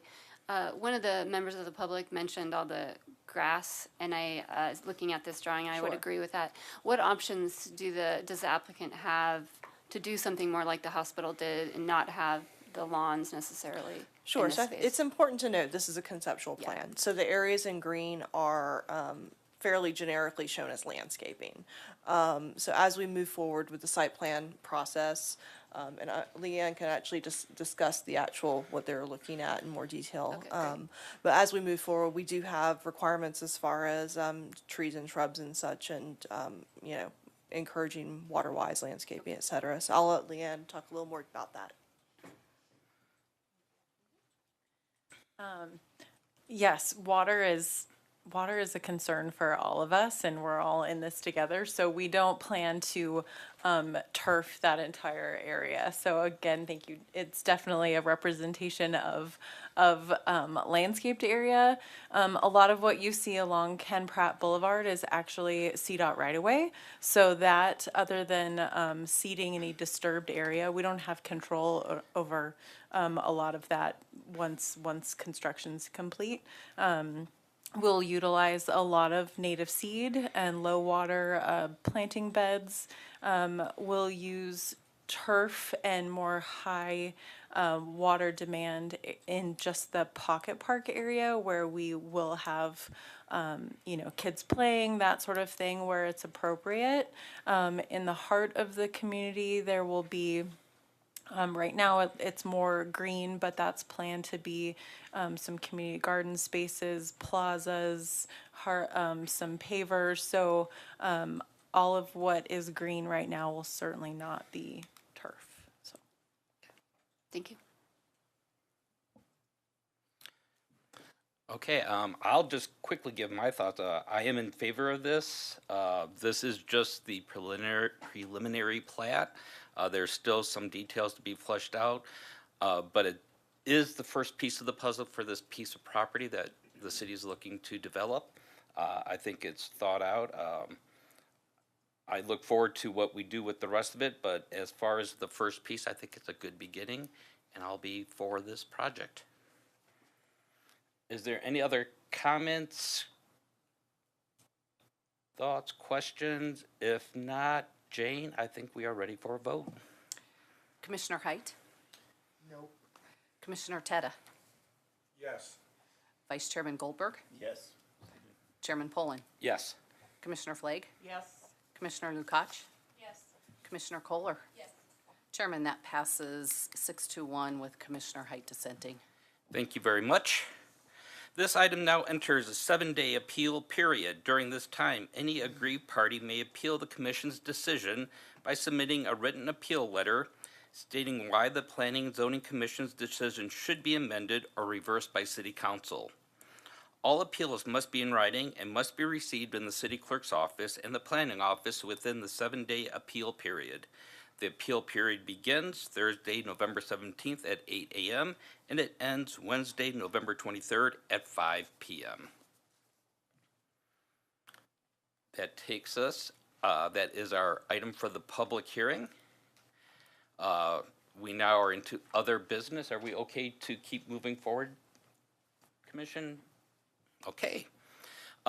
Items from the Commission. So I Mr. Chair, guess. I think you have a final call. Oh, sorry, final call, sorry. You are right, final call, public invited to be heard. Jane, do we have anybody on the sheet? No, we do not have any. Is anybody left in the audience who would like to come and speak for final public invited to be heard? If not, we'll go ahead and close final invited to be heard. And now we will move to items from the commission. So as Glenn said, I had a chance with Commissioner Teta and with Planning Director Glenn Van den Wiggen to interview. We had 7 candidates. We have 2 open seats that will be coming open next year. We have the 3 alternate positions that will also need to be filled. And do you mind if I talk? No, go ahead. Okay.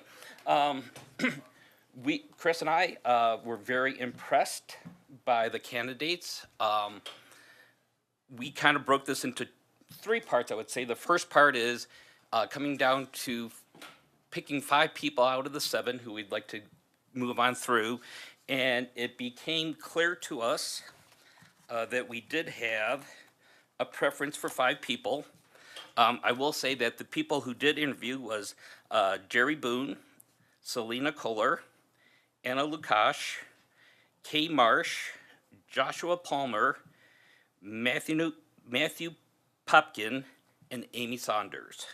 Out of those, who we chose to move forward was Jerry Boone, Selena Kohler, Anna Lukash, Matthew Popkin, and Amy Saunders.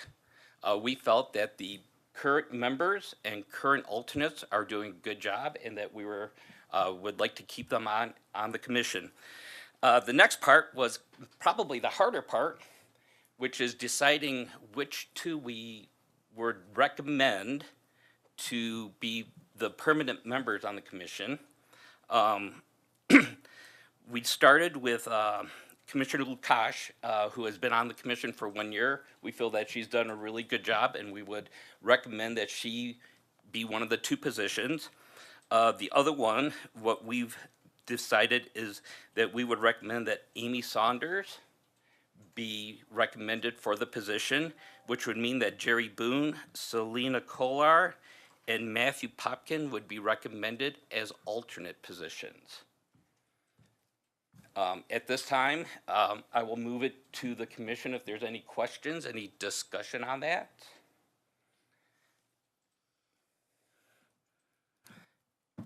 Vice Chair Goldberg. Thanks, Chairman. Admittedly, this is a little bit of an unusual process, I gotta tell you. This feels weird to be having this discussion in this format with applicants here. I don't think this is a good way to do this. Are we making the decision today, or is this something that we will, are we making a recommendation today to City Council? Who may then re-interview everyone. Cool. Okay. So from Chairman, you had me. Well, this is hard because none of us sat in the interviews or anything like that. So I got to tell you, I'm definitely favorable to the recommendation to bring on Commissioner Luke Koch full time. Boy, I would make a recommendation to bring on Commissioner Kohler full time too, given her tenure with the commission as well. If you want to have this conversation publicly right now, that's fine. But I'll lean on you. Please. Yes, Commissioner Kohler. Oh wait, there you go. So I appreciate that. I really do. And perhaps it would help in your to know that I volunteered to be an alternate. I would love to be a full-time commissioner, but I have no concerns about being an alternate. I do this strictly in a volunteer capacity, so I offered my services in any way the commission felt was best. So thank you for that, though. I appreciate it. Okay, I think you're back on. Okay. Well, he's finished. Oh, sorry. Forgive me.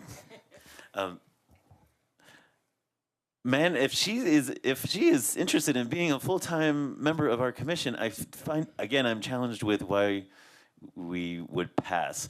Could I please defer to you and to Chairman and Commissioner Teta to expand on why we should select? I think it is candidate Saunders, maybe.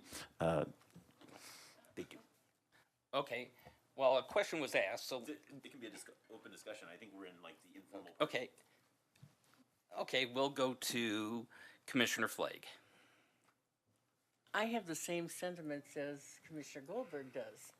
And I reference the fact that Commissioner Kohler brings with her incredible strength in the environmental areas that the rest of us, I don't think, have. And she has it at a touch. Commissioner Teta. Commissioner Flake and fellow commissioners and chair, I think we all, those of us involved in the interview process anyway, concur and completely agree, especially based on tenure and also all that Commissioner Kohler brings with regard to her environmental background and experience. But she also went way out of her way to impress upon us her willingness to continue to be an alternate. No one else did that. we 7 very qualified candidates for 5 positions and trying to juggle who gets what, made it very difficult. Yeah. Which I will add, which is why, I mean, this is the second part of it. That was the first part of it. The second part is for us to have a discussion as a commission to finalize a recommendation. So, and I will agree with Commissioner Teta. It was not an easy decision. I mean, am I hard fast with the decision? No, but I mean, what me and Commissioner Teta wanted to do is make sure that as a commission, we came up with a solid recommendation to the city council of who we feel, so that it is not left into the city. It's in their hands, but we're providing a solid recommendation, and that's why we felt we had to nominate somebody, and that's what it was. So, Commissioner or Vice Chair Goldberg.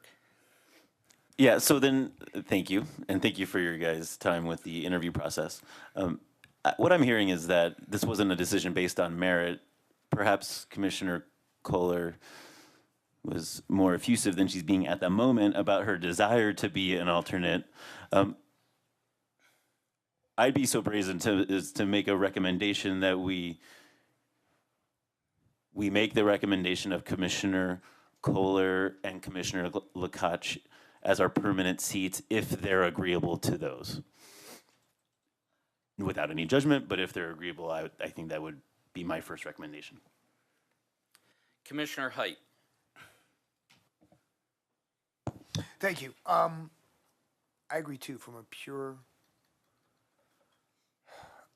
utilitarian standpoint. I believe Commissioner Saunders is new and shows eagerness and potential, but Commissioner Kohler has been fantastic for many years and is invaluable, and we'd be silly not to have her. Silly. It would be a mistake not to accept her as a full member. Are there any other comments? Oh, Commissioner Teta. And I'm perfectly fine with that. Yeah. As I am as well. Commissioner Vice Chair Goldberg. Commissioner Kohler, are you willing to be a full-time member of the Planning and Zoning Commission? I am, thank you. Okay. I didn't mean for this to be put me on the spot. Maybe I shouldn't have been the alternate today. I'm glad you're here. It's a lot of pressure on you guys. Okay, so I guess there will be 5 of us voting on this. Then I will go ahead and we have the 5 who are not. I'll go ahead and put forth a motion that Commissioner Lukacs. Oh yeah, sure. I guess I would actually ask, are we sure that the other applicants are willing to be the alternate? We Are you not. going to end up in a position where you don't have an alternate? I will pass that over to Planning Director Glenn Van Nimwegen. What happens if they turn down a chance or the opportunity or the recommendation to be an alternate? Right. So a part of the application, the written application, is are you willing to be an alternate? And I believe all our candidates said yes. So they can always withdraw, I guess, from the process. Okay. All right, just to clarify that, and if something happens and you don't have an alternate, I'm obviously still willing to do that. Okay, so what I'll do is I'll go ahead and make a motion that we recommend to City Council that Commissioner Lukacs and Commissioner Kohler be the 2 recommendations for the 2 permanent seats, and that Commissioners Boone, Commissioner Saunders, and Matthew Popkin are recommended for the 3 alternate positions. I will second. Okay, we have a second. We have a motion. We have a second. Any other discussion? If not, Jane, I think we are ready for a vote. Commissioner Height? Aye. Commissioner Tetta? Aye. Vice Chairman Goldberg? Yes. Chairman Poland? Aye. Commissioner Flagg? Yes. Chairman, that passes 5-0. Very good, thank you very much. So that item is done. I just want to take the time and I want to thank, even though they are not here, I want to thank the public who came out today and spoke at Public Invited to be Heard at the beginning of the meeting. It's actually refreshing to see and get participation from the public and hear their opinions on items that affect them and that may or may not be coming in front of us. But I do applaud them for coming out and giving us their thoughts on a subject. So I just want to make sure that if they are listening at this point, that we have heard them, and we appreciate them coming out. Is there any other items from the commission? Seeing none and seeing, Commissioner, or Vice Chairman Goldberg. Yeah, I just wanted to apologize to the commission. I threw my motion out on today's agenda item real early, and I didn't mean to end the discussion or cut off questions, and I apologize. That was bad form. Okay, we do not have with us Council Member Rodriguez, and so now items from Planning Director Glenn Van Nimwegen. I do want to talk about your schedule in December. We do have an application that'll come before you. The regular date that we set way back at the beginning of the year is December 21st. It's getting kind of close to Christmas. We could certainly do the 14th, and we're hoping maybe that fits better into all your schedules.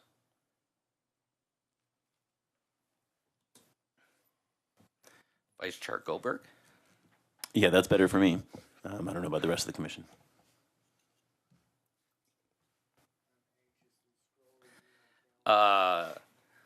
Commissioner Flagg.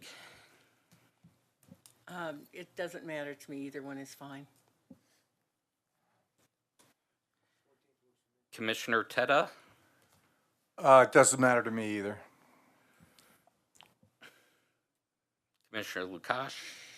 I'm available for either, I would prefer the 21st actually, just because I have a surgery and I will maybe recovering on the 14th still, but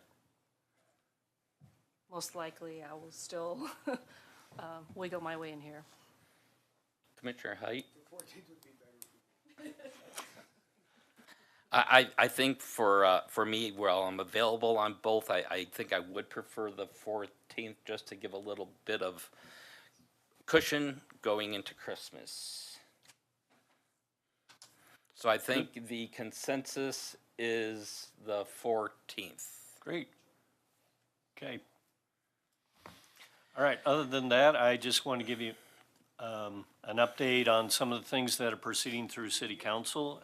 I might have told you a little bit about the Main Street corridor plan and the recommendations to implement it through some parking changes and through some allowed uses changes. Last night at City Council, they approved on second reading the amendment to the parking code that basically says residential can now be a maximum number as far as number of spaces. So I think that's a little bit of groundbreaking change to the code. Now, we took an incremental step, so that only affects the mixed-use downtown and mixed-use corridor districts. So it's still, in the rest of the community, it's still a minimum parking standard for residential uses, but who knows, maybe we'll see further changes as hopefully this is successful and helps us implement some of the goals of the Main Street corridor plan, which was trying to create a more active, economically viable, and pedestrian-oriented area. So then the other part is land uses, where we're going to put recommending conditional uses on future auto-related uses, uses that have high turnover as far as for automobiles, drive-throughs. That went through first reading last night, and we'll come back in December for a second reading on that as well. So we're finally getting to the point of implementing that plan that I think was adopted in 2018. I don't remember exactly what that date was, but just to let you know about that. Also, from a transportation planning standpoint, the Transportation Division is going to move forward with a master plan for transportation. They are incorporating Vision Zero, which is a concept of reducing to zero deaths on our roadways, whether it's pedestrians, bicycles, drivers. So Phil did a really great presentation on how his intent is really to flip the normal transportation planning process where you look at how do we move vehicles safely to how we move pedestrians safely. So I think it's going to be a very great process, and hopefully some of you can be involved in that as well. But yes, sir. Can you try to address secondary uses on a district-wide versus project-specific basis? I still have trouble working with a district-wide standard when the district throughout the city is disparate, jumps around, and if you read the language specifically, it just says the district. That's 20 different places around the city. That have to be as opposed to whether or not that should apply on a per project basis. If that could get clarified, that would help my agita a bit. We did have a study session on this. I think it was last, right at the new year, where I think that's all we discussed was secondary, and I thought we kind of hammered out the process, that how we would define the district and that we would stay below 50%. But it is not codified. You're right. Yeah, now one thing we did talk about, we did have on our to-do list amending all of Envision Longmont. That has been put off for a couple of different reasons. However, I think what we will do in next year is bring back the implementation part of the comp plan. And I think that's one thing I talked about is maybe we need to get some more qualitative standards into the primary, secondary. So potentially we could do that through the amendment of that chapter of Envision Longmont. And then we would normally follow it up, with a code amendment.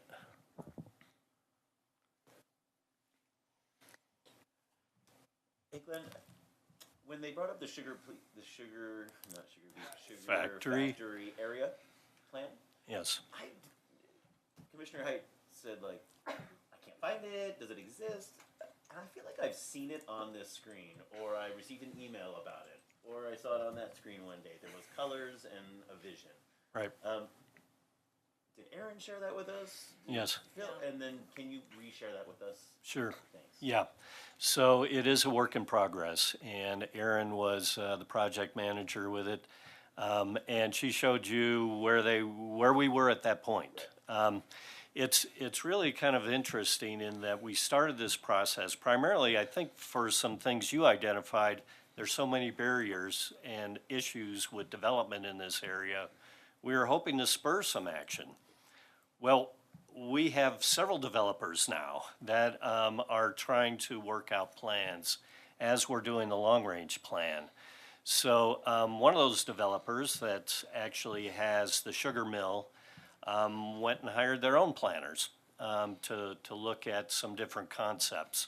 So at this point, we're trying to work with what's been done by Stantec, but also work in some of the ideas that came out of Charlie Woolley's planners, that is a Studio Urbano, pretty well-known planning firm out of Guatemala. I believe it's out of Guatemala. Pretty unique planning efforts, but trying to incorporate those ideas and still keep it flexible has kind of extended some time frames for us. And then also tomorrow, we're meeting with the Public Works and Natural Resources folks that are looking how do we reconfigure some of the open spaces and wetlands that are on the other side of the railroad tracks. So it's taken longer. Okay, one follow-up. Do you want me to put you on? As it relates to inclusionary zoning and development versus paying fee in lieu, did I say that right? Yep. Does the city have a preference? It came across today that as if we may have encouraged that. Does the city have a preference between them developing it or handing, making the fee? I have heard things like the city isn't in the business of building homes, or let's let the developers do that. I've heard kind of both sides. So, Yeah, and I've heard both sides too. I think some folks believe that if we had that fee in lieu, we have a lot of different options Sure. that we can use it for. And then on this site, I think there was a concern with what the city had already in play for, and everybody's kind of competing for 9% low-income housing tax credits. Sure. So on this particular site, a year ago, the feeling was maybe it's not the best site. I think that shifted to a point now where we'll take what we can get, kind of thing. Staff would like to see Yeah. some projects built. And from my standpoint, I'd love to see a developer figure out how to build it within their units. And at this point, the fee in lieu is too easy of an off-ramp, I guess. I might have guessed. I don't know if it's dollar for dollar in the end. I think about my airline miles. I get, do you buy miles? No, it's not. You don't ever buy the miles. It's kind of nice, but it's not equivalent in value, Right. As the cash. So Yeah. I just wonder. And the fee in lieu is really, it's a delta between the units they would have provided, market rate versus what the affordable rate is. Right. So it's not like you have to build 3 units, give us the amount of money to build 3 units. It's the delta and the difference in price. Right. So. Okay. Do we need to be training our staff to not to sway? Our applicant suggested that he was encouraged, or that was the recommendation from the city. Maybe that's because this discussion was a year ago or 6 months ago, but I just don't know how our positioning gets disseminated, among the team. Right. Especially if you're saying it has now changed. Well, it is a different division than planning. Sure. But they're directly related to the city manager. You'll also see kind of a movement for affordable and attainable. Yeah. With the idea that we have the missing middle problem as well. So we'll probably see some amendments come through with the code that allows some incentive for attainable housing. Sure. But to be honest, I'm not You really don't know. sure what the I thinking mean, admittedly, is. this project could have brought what, 30? Is it 10% or so? 30. It's 30, 12%. 12%. And so how Yeah. many? 40. 34, 340. So 34, 40 affordable housing units. I don't. That feels like a nice chunk. Yeah. And Fairfield, and I spoke to them about it, and they do build affordable projects, so they were very interested in that. The other one on this side is, do we give up the commercial for potential more residential? So that was part of it as well. Glad, did you or Eugene wanted to say anything on the Bond Farm? Sure. Commissioners, Eugene May, City Attorney. So I believe you received a letter on the Bond Farm from Michael Spillman. John. There's been a change of circumstance. Actually, today I was informed by planning staff that there is a complete application for a concept plan amendment where planning and zoning will be the recommending body to city council, who is the decision maker. I consider that to be a quasi-judicial proceeding. I think it's best best to have it be quasi-digital the whole way through P and Z. And so, you know, my recommendation is that the due process protections of a quasi-judicial proceeding are in place now, actually today. It was a much harder question yesterday when we didn't have an application and we were just kind of trying to figure out how to interact and inform the public. And, you know, that's not really the planning and zoning's role. If you look at the functions and duties in the code, you guys act on development applications, you make recommendations about comprehensive plans, those sorts of things. You don't really explain the history of Envision Longmont. I think that that's a staff role. And so in some way, I think the application coming in and being complete today makes it easier for me to sort of advise you that I think you should treat this as a live application. I am going to tell City Council that we have a live application. The Bond Farm community has been very active. I saw them last night at City Council. Many of the same people that were here today, and they're trying to, you know, get their voices heard, which is great. But we have a process to do that, and for here, it will be the concept plan hearing.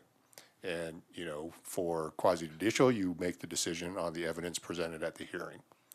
And so we'll work with them to have them understand that process and why we have due process to protect the applicant, as well as to give a forum for the public to be heard in an orderly process. And, you know, I'm encouraged. They were receptive to that. I think Jennifer talked to them early before the meeting. And I think educating them about the process and showing them where in the process they have an opportunity to be heard. They'll be heard here. They'll be heard at City Council. And that public input will go into the mix for the decision makers and the recommending body. So if you got any other questions, I think that's kind of where I'm at, and we kind of discussed it this afternoon as to what the right process was. Okay, thank you. Is that it? Okay, then I'll go ahead and move to adjournment.